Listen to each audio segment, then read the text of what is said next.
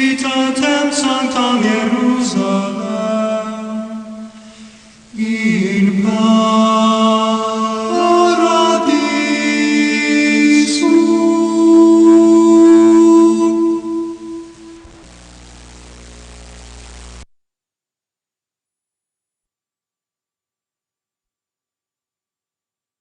또 하늘에 크고 이상한 다른 이적을 보매 일곱 천사가 일곱 재앙을 가졌으니 곧 마지막 재앙이라 하나님의 진노가 이것으로 마치리로다. 또 내가 보니 불이 섞인 유리바다 같은 것이 있고 짐승과 그의 우상과 그의 이름의 수를 이기고 벗어난 자들이 유리바닷가에 서서 하나님의 검은 고를 가지고 하나님의 종모세의 노래 어린 양의 노래를 불러 이르되 주 하나님 곧 전능하신 이시여 하시는 일이 크고 놀라우시도다. 만국의 왕이시여 주의 길이 의롭고 참되시도다. 주여 누가 주의 이름을 두려워하지 아니하며 영화롭게 하지 아니하오리이까. 오직 주만 거룩하시니이다. 주의 의로우신 일이 나타났음에 만국이 와서 주께 경배하리이다 하더라. 또 이 일 후에 내가 보니 하늘의 증거 장막의 성전이 열리며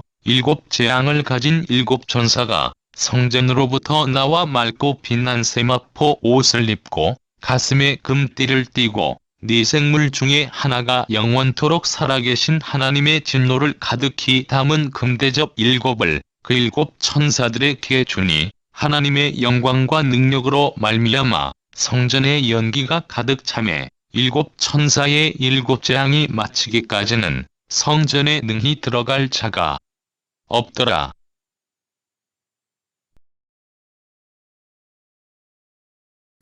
오늘은 승리자들의 노래라고 하는 제목으로 여러분과 함께 은혜를 나누고자 합니다. 오늘 본문은 일곱 천사의 일곱 재앙을 말한 요한이 하늘에서 축복받은 순교자들이 부르는 어린 양의 노래를 소개하고 있습니다. 그 노래는 모세의 노래였는데 홍해를 건넌 모세와 그 백성들의 순교자들이 핍박의 바다를 건넜다는 내용의 노래였습니다. 하나님의 종 모세의 노래와 어린 양의 노래를 통하여 하늘에서 있게 될 승리의 기쁜 축제를 요한은 기록함으로써 지상에서 환난의 불길을 견뎌내야 할 성도들에게 인내와 소망을 주기 위한 격려의 말씀이라고 하겠습니다. 오늘은 이 본문을 통해서 구체적으로 우리가 어떠한 교훈을 받을 수 있는지에 대해서 살펴보기를 원합니다.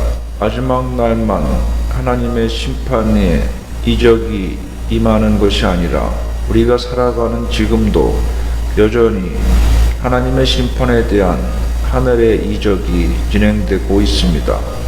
오늘 본문에서는 일곱 대접의 재앙이라는 양상으로 하나님의 심판이 구체화되고 있습니다. 이것을 기록한 목적이 무엇일까요? 이 기록이 우리 성도들에게 무슨 효과를 줄까요? 사실 주님께서 말씀하신 대로 우리가 살아가는 지금 이 세상이 바로 종말의 때입니다. 우리는 이것을 인정하고 믿어야 합니다. 지금도 하나님의 심판에 대한 하늘의 이적이 베풀어지고 있다고 하는 사실을 우리는 인정해야 합니다. 그러나 이러한 심판 속에서 우리는 의로우신 하나님께 진정한 경배를 드릴 수 있다는 사실로 인하여 또한 위로와 소망을 가져야 할 것입니다. 본문의 일곱 대접 재앙 뒤에는 하나님의 최후의 심판이 뒤따릅니다. 그러므로 본문에 언급되는 일곱 대접 재앙은 하나님이 이 땅에 내리시는 마지막 재앙임을 알 수 있습니다. 그렇다면 이러한 사실이 우리에게 주는 교훈이 무엇이겠습니까? 그것은 바로 하나님의 진노에도 시작과 마지막이 있다고 하는 사실입니다. 이미 하나님의 진노는 시작되었습니다. 따라서 하나님의 진노의 끝이 있다는 사실은 우리에게 소망을 가져다 주며 기다림의 인내를 가능하게 해줍니다. 왜냐하면 하나님의 진노의 끝은 불신자의 멸망을 의미하기 때문입니다. 그렇다면 우리는 이러한 본문을 통해서 지금 우리 자신이 하나님의 진노의 시작에도 두려워하지 않을 수 있는지 살펴야 할 것입니다. 하나님의 진노에도 불구하고 소망이 있는지를 우리 자신을 돌아보며 살펴야 합니다. 바로 회개와 전도의 삶을 살아야 한다는 것입니다. 회개와 전도는 하나님의 진노가 다하기 전에만 가능한 것입니다. 이처럼 재앙이 끝이 없는 까닭이 무엇일까요? 일곱인의 일곱째 인에 일곱 나팔의 재앙이 들어있었고 일곱 나팔의 일곱째 나팔 속에 또한 일곱 대접의 재앙이 들어있습니다. 이렇게 하나님이 계속해서 진노를 쏟아 부으시는 원인이 무엇이겠습니까? 하나님께서 공의롭지 못하거나 악하기 때문이겠습니까? 이런 식으로 재앙의 원인을 진노하시는 하나님에게서 찾으려 하는 태도는 대단히 어리석은 사상입니다. 우리는 오히려 그 원인을 우리 인간에게서 찾아야만 합니다.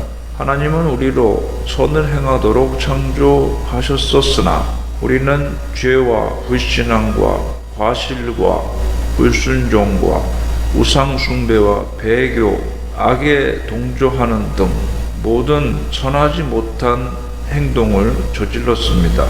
바로 이것이 하나님의 진노의 원인인 것입니다. 그렇기 때문에 우리는 하나님이 창조하신 거룩한 형상과 반대되는 모든 불선을 지금이라도 제거해야만 하는 것입니다. 즉, 하나님의 진노가 끝나기 전까지는 회개의 기회가 아직 남아 있기 때문에 회개에 적극 힘써야 한다는 것입니다. 우리가 생각하는 것 이상으로 이 회개는 참으로 급박한 것입니다. 우리에게는 주어진 이 회개의 기회를 놓치지 말고 붙잡아야 합니다. 또한 복음 전하는 전도의 시간으로 삼아야 합니다. 하나님의 음성을 심각하게 듣고 심각하게 전해야 합니다. 우리가 사랑하지만 아직도 믿지 않고 있는 세상의 친지들이나 이웃들을 생각하며 그들에게 주님의 진노가 머물지 않도록 하나님의 복음을 선포해야 합니다. 하나님의 진노가 그친다는 것은 믿는 우리에게는 소망하던 날이 도래하는 것을 의미하지만 믿지 않는 자들에게는 더 이상의 기회가 다 사라져 버림을 의미하기 때문입니다. 즉, 하나님의 진노의 마지막이 이르기 전에 우리는 회개와 전도의 기회로 삼아야 합니다. 디모데후서 4장 5절에는 그러나 너는 모든 일에 근신하여 고난을 받으며 전도인의 일을 하며 내 직무를 다하라고 말씀합니다. 오늘날과 같은 재앙을 만난 고난의 시기에도 우리는 세상에 보내심을 받은 전도인으로서 전도인의 일을 하며 우리에게 맡겨진 세상에서의 직무를 충실히 다하는 삶을 살아야 할 것입니다. 또한 주님의 보혈로 씻음받은 성도만이 하나님 앞에 나아갈 수 있음을 믿으며 늘 주님의 보혈로 씻음받는 십자가의 삶을 살아야 할 것입니다. 본문을 보면 하나님 앞에서 누군가가 서서 찬양하고 있는 것을 볼 수 있습니다. 그들은 불이 섞인 유리 바닷가에 서서 하나님을 찬양하고 있었던 것입니다. 여기서 볼 수 있듯이 승리하는 성도들이 설 자리는 하나님의 보좌 앞에 있는 유리 바닷가가 될 것입니다. 따라서 바다 곁에 서서 하나님을 찬양한다는 것은 그들이 정결한 존재가 되었다는 것을 내포하고 있는 것입니다. 이러한 사실은 하나님 앞에 서서 그분을 찬양하는 자의 자격과 자세가 어떠해야 하는지에 대한 교훈을 줍니다. 즉, 죄인이 하나님의 얼굴을 본다거나 그 앞에 선다는 것은 곧 죽음을 의미하기 때문에 우리는 주 예수 그리스도의 십자가의 은혜를 힘입어 나아가야 하는 것입니다. 하나님께서는 죄인들이 당신 앞으로 나아가 당신을 보며 찬양할 수 있는 길을 열어 주셨습니다.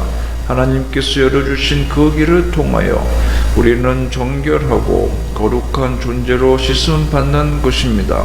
우리가 우리 죄를 씻음받고 정결하게 될 수 있는 길은 오직 한 길뿐입니다. 바로 예수 그리스도의 보혈입니다. 주님의 보혈만이 우리의 더럽고 추한 죄를 씻어 우리로 정결한 존재가 되게 할 수 있습니다.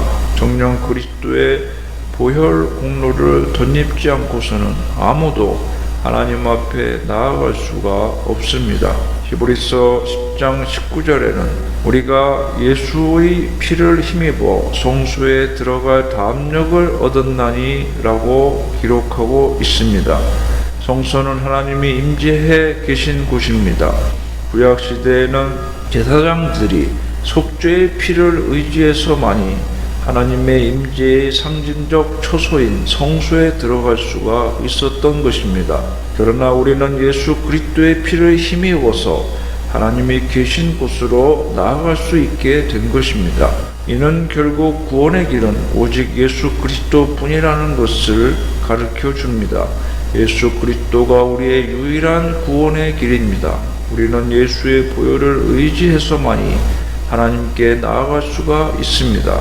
그러므로 우리는 오직 그리스도의 보혈만이 우리의 죄를 사하고 구원에 이르게 한다는 진리를 굳게 믿고 그 믿음에서 흔들리지 말며 더욱 주님을 의지하는 삶을 살아야 할 것입니다.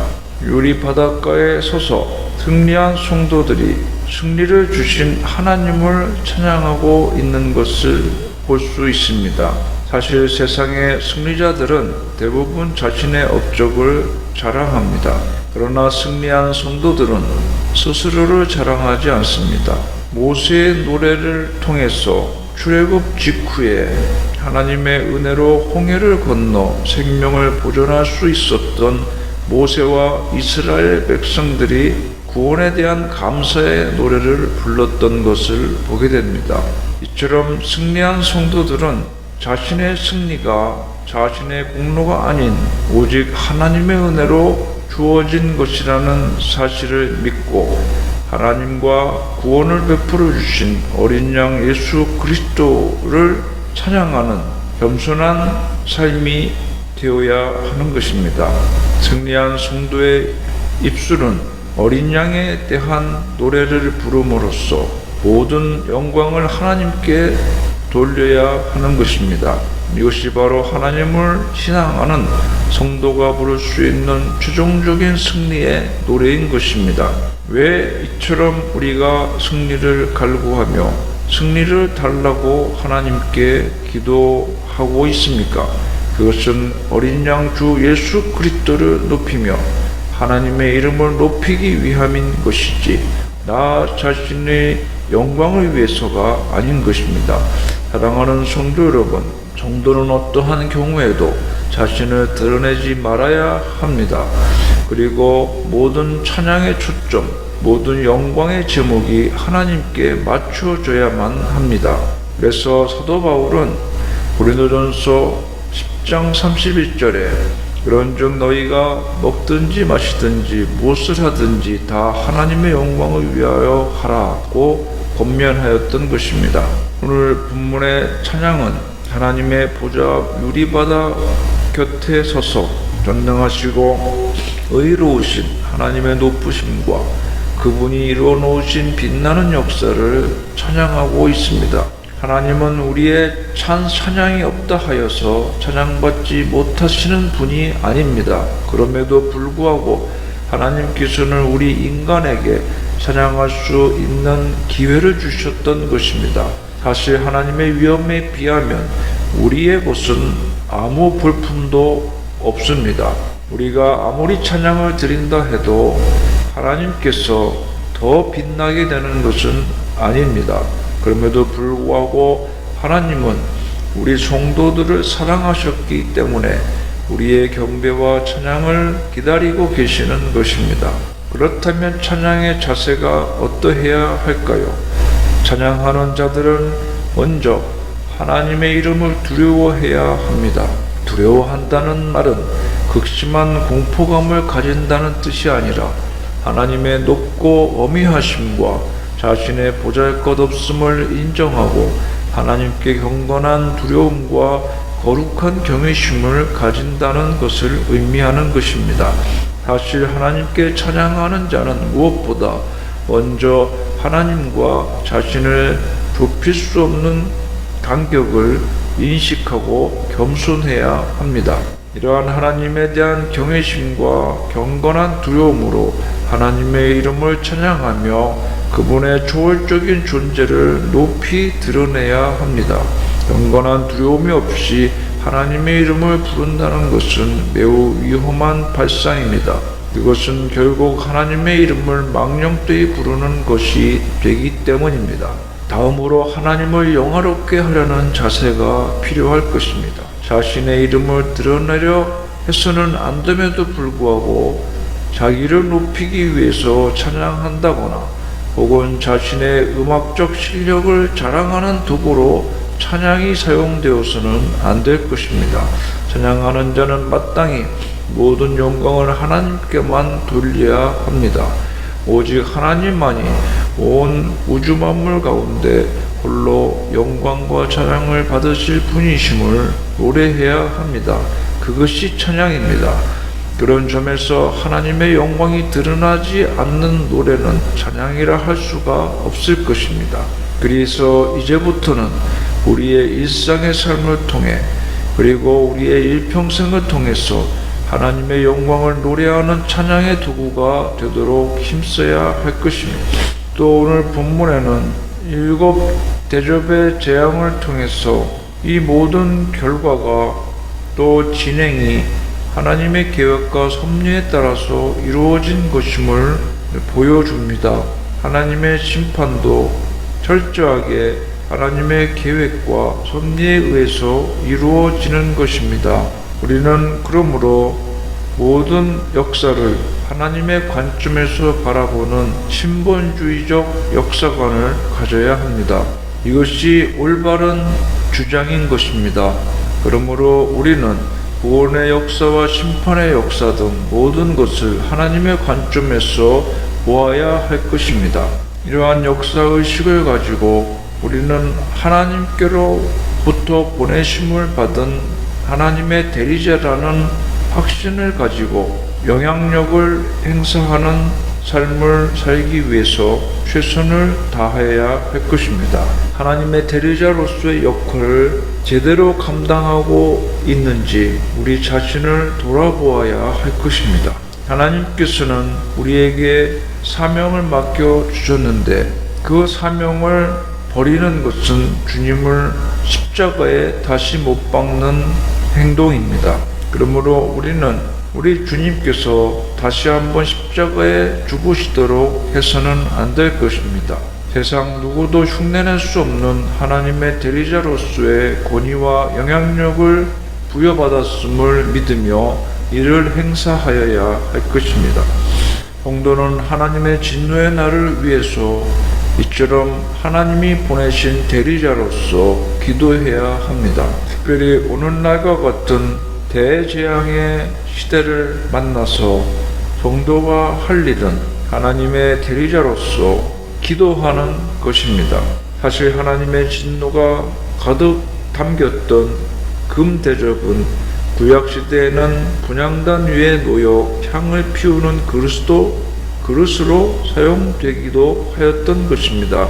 결국 하나님이 내리신 재앙이 가득 담긴 대접과 성도들의 기도의 향이 담긴 대접은 긴밀한 연관관계가 있다고 하겠습니다.